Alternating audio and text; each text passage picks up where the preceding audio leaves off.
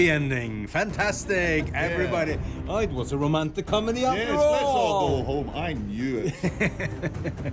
I definitely felt like it was a proper ending, and as part of the, I mean, whether it's what you expect or what you don't expect, but I thought that was one of the reasons that the scripts were so fine, is that everyone was really looked after, every single character. I think that's a beautiful thing about season 8, is that yes, it's as you know, the characters are all preparing for this sort of day of reckoning.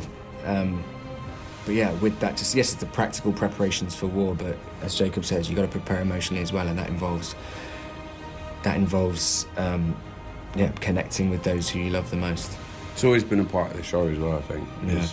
I think it's horrible and beautiful and emotional and hard, and it has so many aspects, and I think people will respond very differently to it. Yeah, because some people will be thinking it's got to end this way for all these characters and that way, and the writers might be going from a totally different angle just to sew up things with no idea. Who's the Baratheon? Who's the other Baratheon? Gendry. Oh my God. Yes.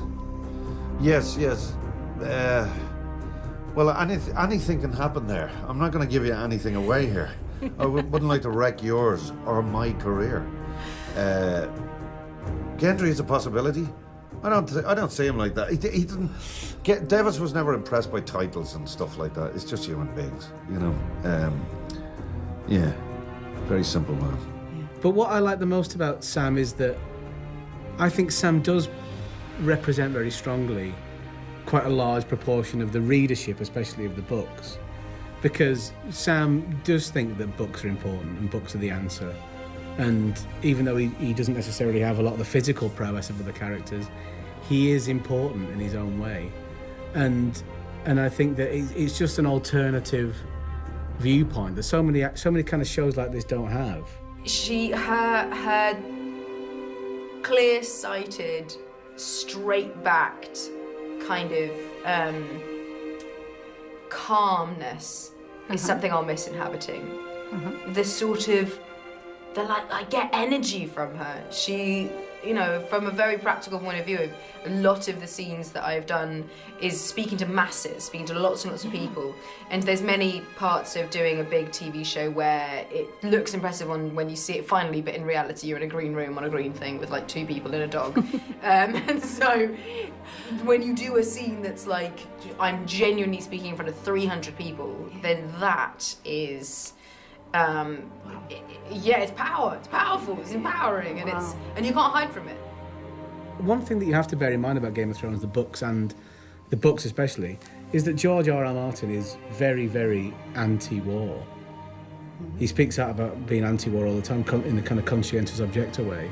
So when you know that's what his view of violence and war is, it makes you see the show in a certain way. And to have Sam there, who's got a different way of solving things, that supports the idea that Sam is very important to George's moral interpretation of war, and George's representation of himself through Sam is very, very flattering and very important, I think.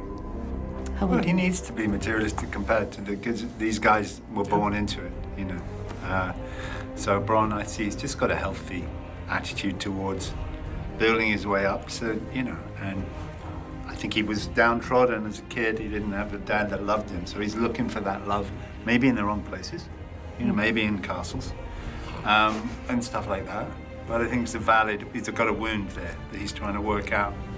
I think people named their kids after Arya because, particularly in the first season, it was just a lot more lighthearted and off the cuff, and the comments that she made, it was she was cheeky and fun. And I think when you're having a child, you're like, I want a spunky little kid like her.